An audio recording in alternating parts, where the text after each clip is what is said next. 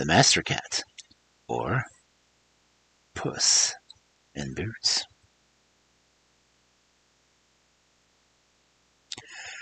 There was a miller who left no more estate to the three sons than he had his mill, his ass, and his cat. The partition was soon made. Neither scrivener nor attorney was sent for. They would soon have eaten up all the poor patrimony. The eldest had the mill, the second the ass, and the youngest nothing but the cat. The poor young fellow was quite comfortless at having so poor a lot. "My brothers," said he, "may get their living handsomely enough by joining their stocks together, but for my part, when I've eaten up my cat and made a muff of his skin, I must die of hunger."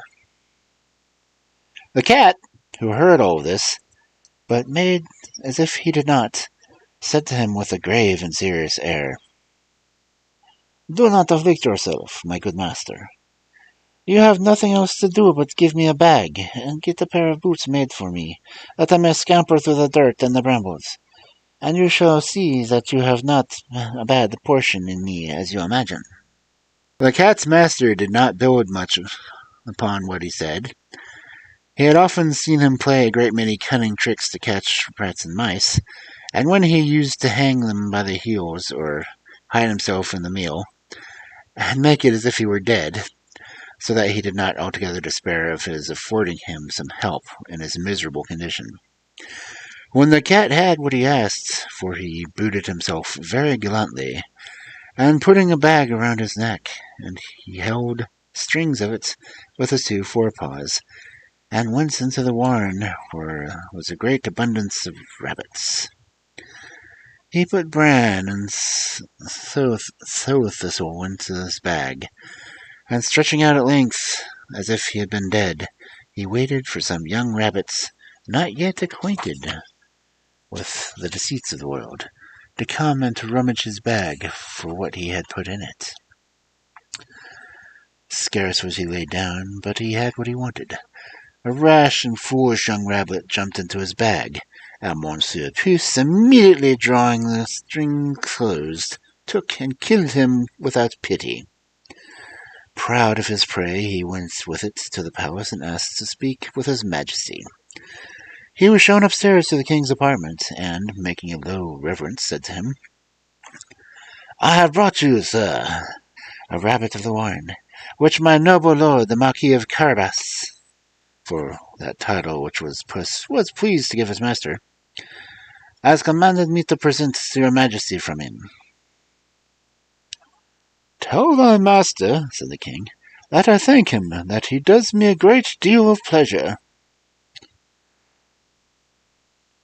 Another time he went and hid himself among some standing corn, holding still his bag open, and when a brace of partridges ran into it, he drew the strings, and so caught them both. He went and made present of these to the king, as he had done with the rabbit, which he took in the warren.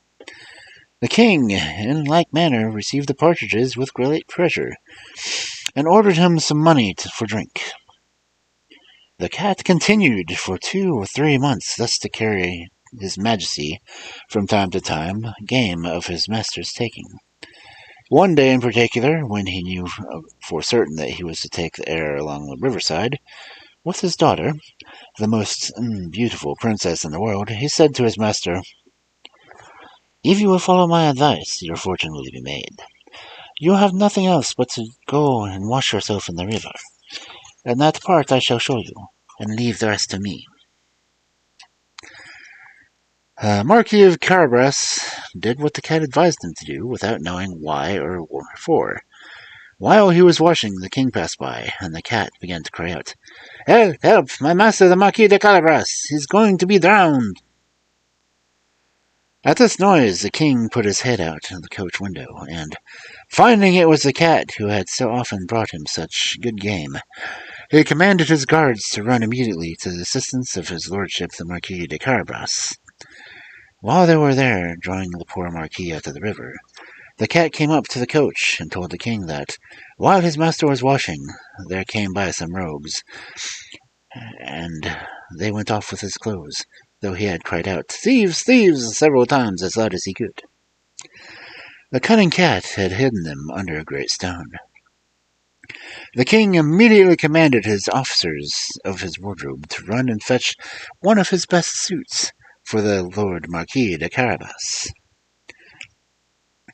The king caressed him after a very extraordinary manner, and as the fine clothes he had given him extremely set off his good mien, for he was made well and very handsome in his person, the king's daughter took a secret inclination to him, and the Marquis of Carabas had no sooner cast 2 or 3 respectful and somewhat tender glances, but she fell in love with him to distraction.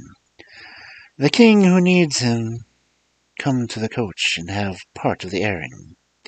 The cat, quite overjoyed to see his project begin to succeed, marched on before, and meeting with some countrymen who were mowing the meadow, he said to them, "Good people, you who are mowing, if you do not tell the king that the meadow and you mow belongs to the Marquis of Carabas, you shall be chopped into small bits as herbs for the pot."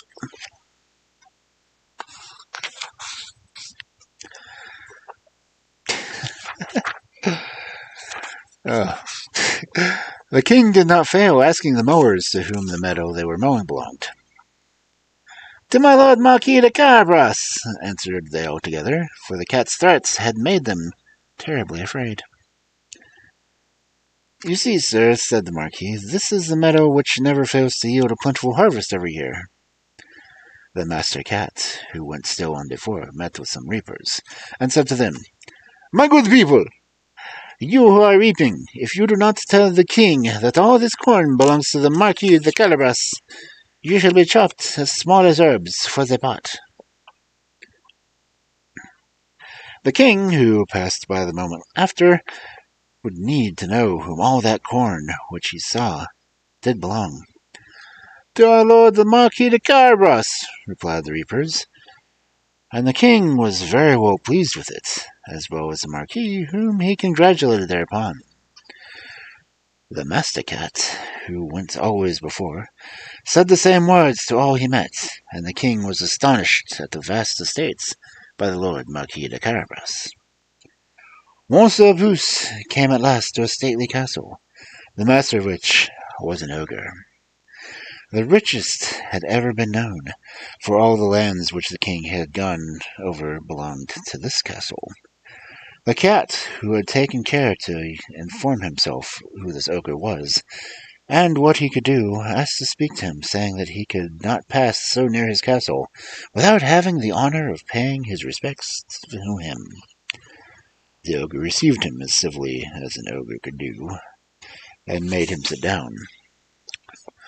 "I have been assured," said the cat, "that you have the gift of being able to change yourself into all sorts of creatures that you have mind to. You can, for example, transform yourself into a lion or elephant and the like." "This is true," answered the ogre very briskly, "and to convince you, you shall see me become a lion."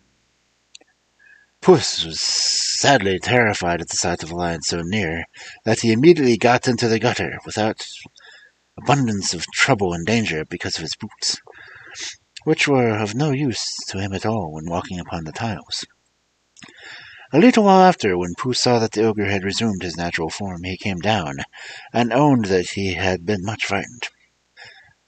"I have been, moreover, informed," said the cat, "but I know not how to believe it, that you also have the power to take on you the shape of the smallest animals, for example, to change yourself into a rat or a mouse. But I must own to you to take this is impossible." "Impossible?" cried the ogre. "You shall see that presently." And at the same time he changed himself into a mouse, and began to run about the floor. Puss no sooner perceived this, that he fell upon him and ate him up.